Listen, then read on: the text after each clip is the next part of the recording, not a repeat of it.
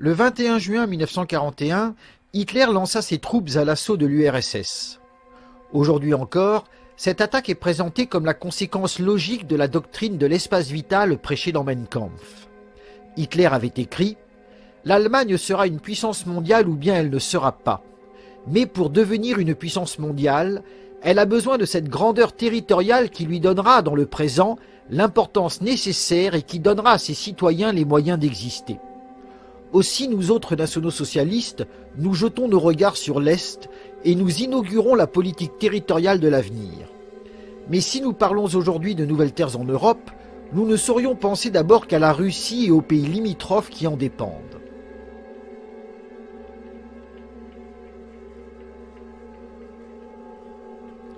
Voilà pourquoi à Nuremberg, l'accusation soviétique prétendit que les buts de la guerre contre l'URSS étaient la conquête de territoires soviétiques.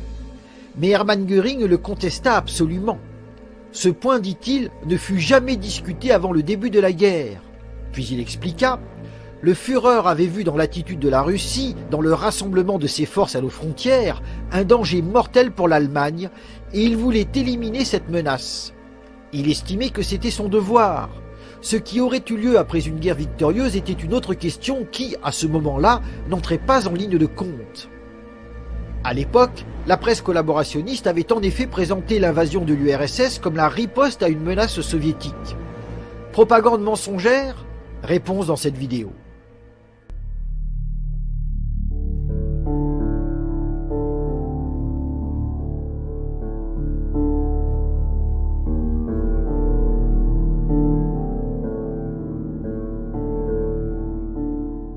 Le 23 août 1939, l'Allemagne et l'Union soviétique signèrent un pacte de non-agression.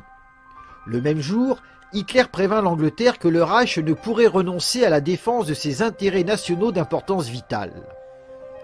Avec son ministre des Affaires étrangères Joachim von Ribbentrop, le Führer espérait que le pacte germano-soviétique intimiderait l'Angleterre, poussant ainsi la Pologne à négocier avec l'Allemagne. Et si aucune solution diplomatique ne s'offrait, Hitler voyait dans ce pacte le moyen de concentrer ses forces militaires sur la Pologne, donc de remporter une victoire rapide et ainsi d'éviter une extension de la guerre.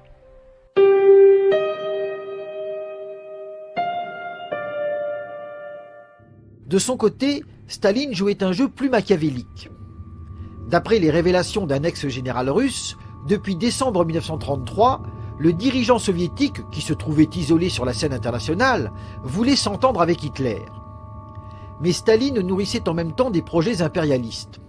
Ses ambitions portaient des noms, et d'abord les noms des territoires appartenant à la Russie de 1914, Ukraine et Russie blanche rattachées à la République de Pologne, États baltes, Finlande, Bessarabie, après quoi? Et l'auteur d'ajouter « Le néo-impérialisme russe ne pouvait songer à réaliser ses reprises dans une Europe en paix. Seule la guerre à l'Occident offrait à l'avidité stalinienne des possibilités de réalisation au moindre frais. » L'affaire polonaise fut donc pour Moscou l'occasion rêvée. Le 24 août, l'éditorialiste de l'Intransigeant lança « Staline donne à Hitler la permission de se jeter sur la Pologne, voilà ce que chacun comprend. Et si la guerre en découle, tant mieux. » Tant mieux parce que Staline l'escomptait. Un coup de force contre la Pologne provoquerait une guerre avec la France et l'Angleterre. Pendant que les trois belligérants s'épuiseraient, l'URSS, elle, conserverait toutes ses forces. Dès mars 1939, le colonel Larocque avait dénoncé le jeu de Staline, déclencher à tout prix une guerre européenne, n'y point prendre part et, sur les ruines fumantes des champs de bataille, instaurer la révolution mondiale. En signant avec Berlin le 23 août, le dirigeant soviétique ouvrait la voie à la réalisation de son plan. L'avenir le démontra avec la Finlande et d'autres petits États. Mais le Reich figurerait tôt ou tard parmi les proies. Le 25 août, l'envoyé spécial de Paris Soir en Allemagne avait flairé le jeu de Staline. Il le soupçonnait de s'être souvenu du vers du poète « Si j'embrasse mon rival, c'est pour mieux l'étouffer ».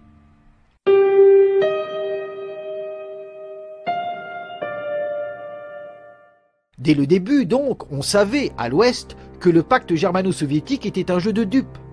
On connaissait la volonté nourrie par Staline d'en finir avec Hitler, l'anticommuniste qui l'avait privé de l'Allemagne en 1933.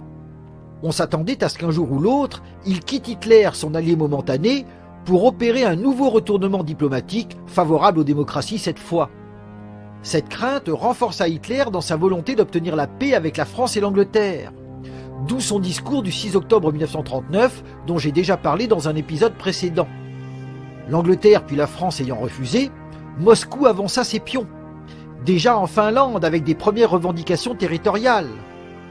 Bien qu'ayant accepté de discuter, inquiète, la Finlande mobilisa. Car personne n'était dupe.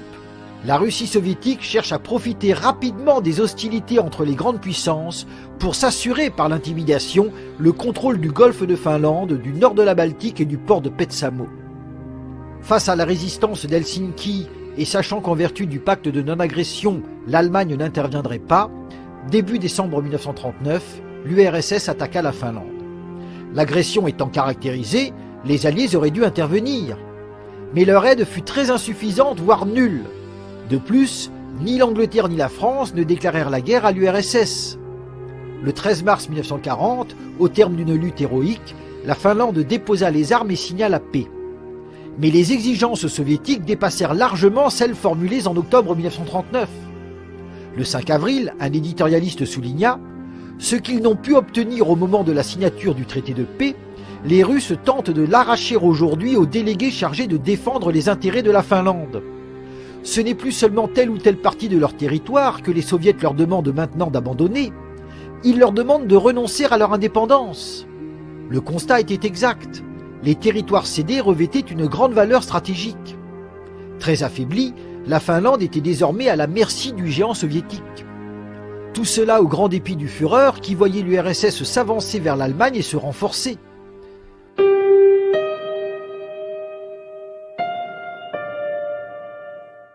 Deux semaines plus tard, ce dessin parut. On se moquait d'Hitler qui implorait la paix. Mais pourquoi la voulait-il ? Car il savait que l'Allemagne était désormais menacée par deux ennemis potentiellement redoutables, l'Empire britannique et l'Empire soviétique. À cela s'ajoutait la propagande belliciste pour l'entrée en guerre des États-Unis. Le 12 juin 1940, la presse put annoncer que dans la pratique, la neutralité américaine avait cessé d'exister. 3 jours plus tard, un nouvel événement renforça l'inquiétude du Führer. Après avoir lancé un ultimatum, l'URSS occupa toute la Lituanie, y compris la région qui était déclarée sphère d'intérêt allemand. Certains observateurs en déduisirent que l'URSS avait sans doute voulu renforcer sa position pendant que l'Allemagne était engagée totalement en France. Le 28 juin, après avoir lancé un nouvel ultimatum, l'URSS occupa la Bucovine du Nord et la Bessarabie aux dépens de la Roumanie. Peu après, Berlin apprit que des troupes russes étaient concentrées à la frontière de la Prusse orientale ainsi qu'en Bessarabie. Ces événements éveillèrent des doutes dans l'esprit du Führer quant à l'attitude russe. La crainte d'une attaque surprise germa dans son esprit. Voilà pourquoi, ayant vaincu la France, en juillet 1940, Hitler offrit la paix à l'Angleterre.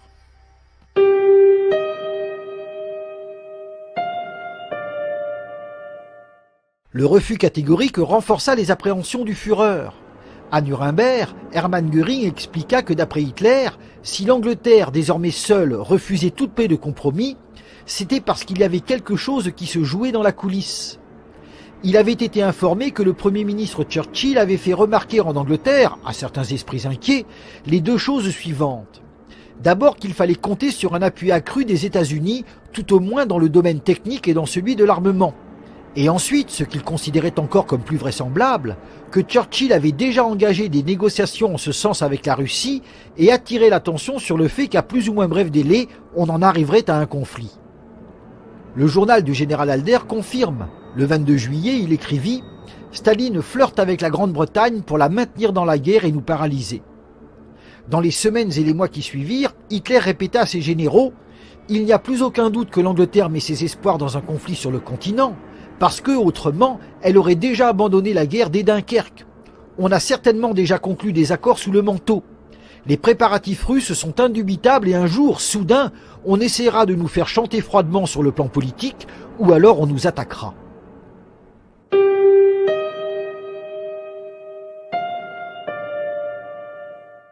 À Nuremberg, le maréchal von Manstein déclara « Nous nous trouvions dans l'obligation, selon moi, de considérer l'Union soviétique en 1940-1941 comme un danger extrêmement menaçant qui aurait atteint son acuité dès que nous aurions définitivement engagé nos forces dans la lutte contre l'Angleterre.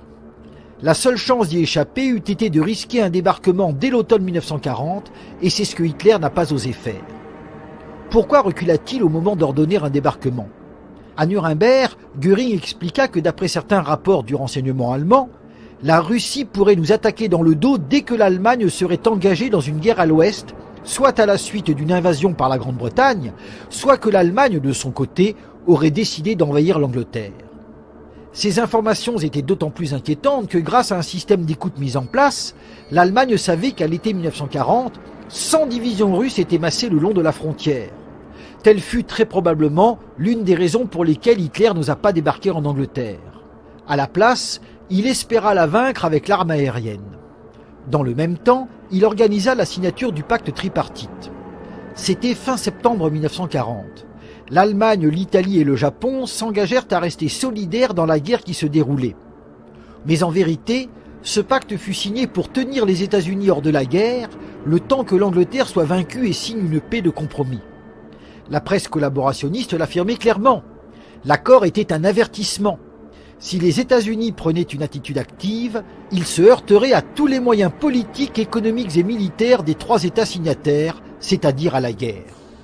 À Nuremberg, l'ancien ministre des Affaires étrangères de l'Allemagne confirma. Ce pacte était de nature défensive. J'entends par là un pacte qui, en premier lieu, avait pour but de maintenir les États-Unis en dehors de la guerre. Peu après, il renchérit. Ce pacte pouvait maintenir les États-Unis en état de neutralité et isoler l'Angleterre, de telle sorte que nous aurions pu parvenir à une paix de compromis. Mais l'objectif fut manqué.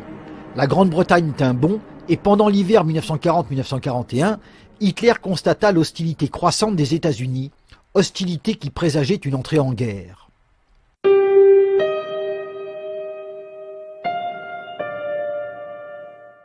Afin de parer les dangers, le 12 novembre, Hitler émit une directive secrète sur la poursuite de la guerre.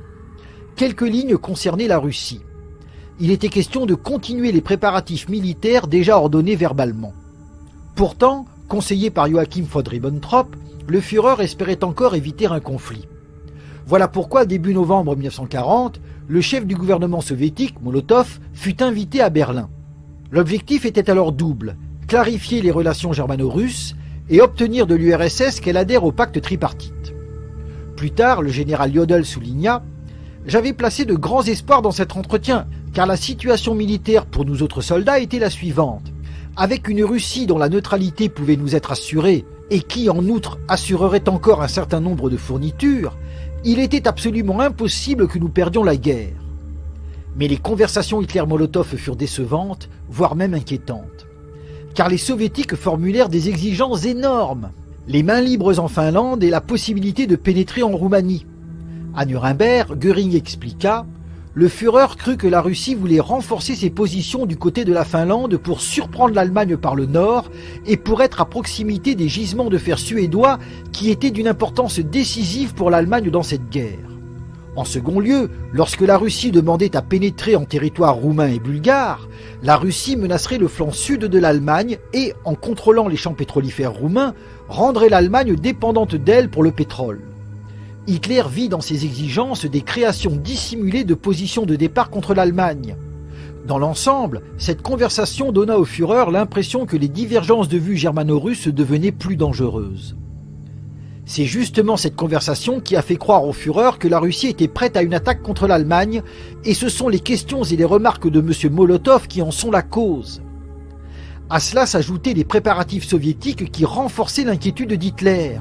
Toujours à Nuremberg, Göring précisa « Les informations concernant de fiévreux préparatifs de déploiement de forces dans les territoires nouvellement acquis par la Russie en Pologne, en Lettonie, en Lituanie, en Estonie et en Bessarabie le rendaient particulièrement méfiant. » Malgré cela, Hitler attendit pendant un mois les réactions du Kremlin suite à son entretien avec Molotov.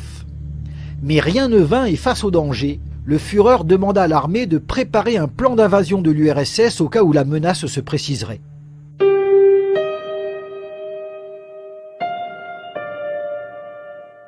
La directive du 22 janvier confirma. Il s'agissait de se préparer au cas où la Russie changerait d'attitude envers l'Allemagne. Le 3 février, le plan militaire de l'invasion de l'URSS fut soumis à Hitler. D'après les renseignements obtenus, En nombre, les forces soviétiques étaient égales aux forces allemandes, mais leur qualité était moindre. Lors de cette réunion, une carte préparée par l'état-major des armées montra que les soviétiques avaient déjà massé 100 divisions d'infanterie et 25 divisions de cavalerie. De plus, ces informations étaient lacunaires, car la zone russe était difficilement accessible pour les services de renseignements allemands. Enfin, des avions de reconnaissance avaient rapporté des photographies aériennes montrant un grand nombre d'aérodromes. Bref, on pouvait constater un certain degré de préparation de la Russie qui pouvait ainsi, d'un moment à l'autre, entreprendre une action militaire. Sachant qu'il faudrait 8 semaines pour préparer la riposte, car il s'agissait de 26 divisions à aligner, Hitler ordonna qu'elles soient transportées pour le 22 mai. Malgré cela, dans les semaines qui suivirent la réunion du 3 février, la consigne resta la même. On se préparait au cas où la Russie changerait d'attitude. Car le Führer n'était pas sûr de son fait. Face à Joachim von Ribbentrop, il lança « Même s'il nous faut enfoncer des portes, à l'Est, nous ignorons ce qu'il y a derrière ». Voilà pourquoi, durant le premier trimestre 1941, malgré l'ordre de transporter des troupes pour le 22 mai, le Führer resta dans l'expectative. Le 5 mars 1941, d'ailleurs, il émit une nouvelle directive sur la poursuite de la guerre. On lisait « Il convient de faire ressortir notre objectif commun dans ce conflit, de vaincre rapidement l'Angleterre et, de cette façon, d'empêcher l'intervention des États-Unis dans la guerre. » L'objectif restait donc le même, terminer le conflit armé avec une victoire sur l'Angleterre.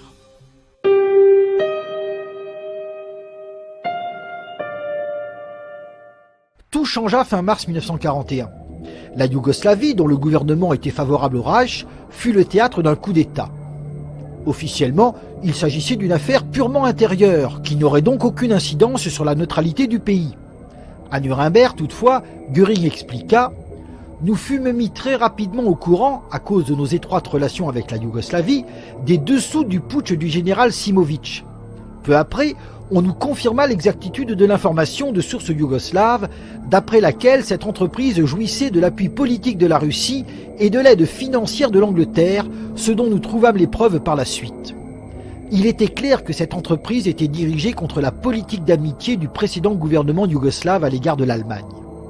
L'affaire Simović fut en fait le facteur final et décisif qui dissipa les derniers doutes du Führer sur la position de la Russie et l'incita à prendre à son égard des mesures préventives en vue de toutes les éventualités. Contre-interrogé par l'accusation, il confirma sans pouvoir être réfuté. Nous savions que le putsch était orchestré par Moscou et, comme nous l'avons également appris plus tard, que l'Angleterre avait soutenu ce mouvement financièrement avec une exceptionnelle générosité. Il nous était facile, après cela, de deviner les intentions hostiles.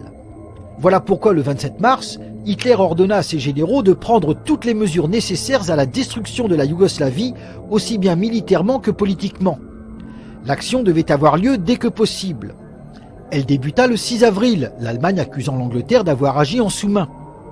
Bien que la Russie n'ait pas été désignée, à Nuremberg, Göring ajouta « C'est précisément ce putsch qui ôta au Führer les dernières illusions qui pouvaient lui laisser croire que la Russie n'attaquerait pas l'Allemagne. » Et en effet, le 30 mars, le Führer annonça à ses généraux sa décision d'attaquer le premier. À Nuremberg, celui qui allait devenir le gouverneur des territoires de l'Est, Alfred Rosenberg, expliqua « Le 2 avril 1941, le Führer me fit appeler dans la matinée pour m'expliquer qu'il considérait comme inévitable un conflit avec l'Union soviétique. Il me donna 2 raisons. Tout d'abord, l'occupation militaire de régions roumaines, je veux dire la Bessarabie et la Bucovine du Nord. Ensuite, le renforcement considérable et progressif des forces de l'armée rouge le long de la ligne de démarcation et de façon générale sur le territoire soviétique. À ces considérations stratégiques qui concernaient l'Est, s'en ajoutaient d'autres relatives à l'Ouest. En 1941, Hitler savait que l'Angleterre était incapable de mener une guerre. Mais 1 ou 2 ans plus tard, avec l'aide des USA, elle disposerait sans doute des ressources suffisantes. Dès lors, ne fallait-il pas profiter du répit à l'ouest pour attaquer à l'est? À Nuremberg, Joachim von Ribbentrop expliqua « Gravement préoccupé par le fait que tôt ou tard la Russie d'un côté et les États-Unis avec l'Angleterre de l'autre se dresseraient contre l'Allemagne, Hitler devait donc s'attendre d'une part à une attaque de la Russie et d'autre part à une attaque combinée des États-Unis et de l'Angleterre, ce qui se traduirait par une attaque de grande envergure à l'ouest. Toutes ces considérations firent que le Führer, après réflexion, décida de faire lui-même le premier pas et de déclencher une guerre préventive contre la Russie. Hermann Göring précisa, le Führer faisait le calcul suivant. Avant que l'Amérique en ait fini avec ses armements et la mobilisation de son armée, il aurait brisé l'avance russe par une attaque subite et aurait écrasé les troupes russes à tel point qu'elles ne représenteraient plus qu'un danger insignifiant en cas de lutte contre les Anglo-Américains sur le continent. Voilà pourquoi le 30 avril, Hitler fixa au 22 juin le jour de l'invasion. Un calendrier fut alors établi. Les 26 divisions d'attaque devraient être sur place le 1er juin. Dès le 10, elles devraient pouvoir passer à l'action.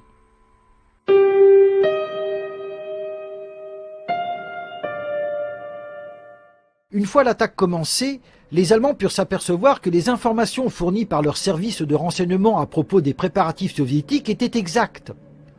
Pour les aéroports, le degré d'exactitude provoqua même la surprise. Plus tard, le général Halder lança « C'était une guerre purement défensive ». À Nuremberg, le général Jodl confirma « C'était indubitablement une guerre préventive. Ce que nous avons constaté ultérieurement encore nous a donné la certitude de préparatifs russes sur le plan militaire qui étaient absolument gigantesques. Je renonce à donner les détails, mais tout ce que je puis dire, c'est que nous avons réussi à opérer une surprise sur le plan tactique, et cela au jour fixé. Mais nous n'avons pas réussi à opérer une surprise stratégique parce que la Russie était toute prête à se défendre. » Dans son discours du 20 juillet 1940, Hitler avait accusé les judéo-capitalistes d'avoir voulu la guerre. Sachant que pour le Führer, les Juifs manipulaient aussi le bolchevisme, il était plus que jamais convaincu que l'internationale juive avait poussé Staline à lancer une attaque concentrique contre l'Allemagne.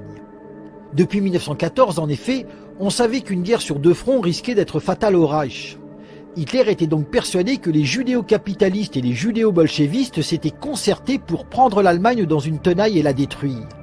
Sa conviction fut renforcée par le fait qu'à la même époque, aux USA, parut un ouvrage intitulé « L'Allemagne doit périr ». L'auteur était un juif nommé Theodor Kaufmann. Il plaidait pour l'anéantissement total de l'Allemagne après la victoire alliée. Une carte montrait la future Europe sans ce pays qui aurait été démembré. Quant au peuple allemand, Kaufmann proposait de le faire disparaître en le stérilisant de force. Il parlait de stériliser les 48 millions d'Allemands âgés de moins de 60 ans pour les hommes et de moins de 45 ans pour les femmes. Il avait déjà calculé qu'avec un taux annuel de mortalité avoisinant les 2%, en 2 générations, ce peuple aurait totalement disparu. À la page 97, il proposait un plan concret pour, après la victoire, mettre en place ce programme d'anéantissement. Le 11 mai 1941, le Los Angeles Times présenta l'ouvrage sous le titre « La destruction complète de l'Allemagne préconisée ». Après avoir présenté la thèse de l'auteur, le quotidien concluait « C'est triste, mais sans doute faut-il maintenant affronter la réalité et l'idée détestable que nous aussi, nous devrons nous préparer à certaines liquidations. » Cette outrance de la propagande anti-allemande pendant la Première Guerre mondiale menaçait donc de devenir réalité. Le livre de Kaufmann ayant été connu en Allemagne, Hitler y vit la confirmation que les Juifs étaient derrière la guerre d'extermination déclarée au Reich. Plus tard, Joseph Goebbels désigna celui qui réclamait la stérilisation de chacun d'entre nous au-dessous de 60 ans. C'était une allusion transparente à Theodor Kaufmann et à son livre « L'Allemagne doit périr ». De manière prophétique, le ministre de la propagande continuait ainsi « Mais tous nos ennemis s'accordent sur une chose, la ferme résolution que s'ils battent une nouvelle fois l'Allemagne, nous devrons alors être écrasés, détruits, exterminés et rayés de la carte. Cette fois, nous ne pouvons pas espérer un autre traité de Versailles qui nous laisserait la moindre chance d'un relèvement national. » Face à cette menace mortelle, le 21 juin 1941, Hitler ordonna l'attaque de l'URSS. Dans son appel aux soldats allemands, il dénonça un complot judéo-bolchevique qui encerclait l'Allemagne pour mieux la détruire. À l'intérieur et à l'extérieur se trama ce complot que nous connaissons bien des juifs et des démocrates, des bolchevistes et des réactionnaires, dont le seul but était d'empêcher l'édification d'un nouvel État national allemand et de plonger une nouvelle fois le Reich dans l'impuissance et la misère.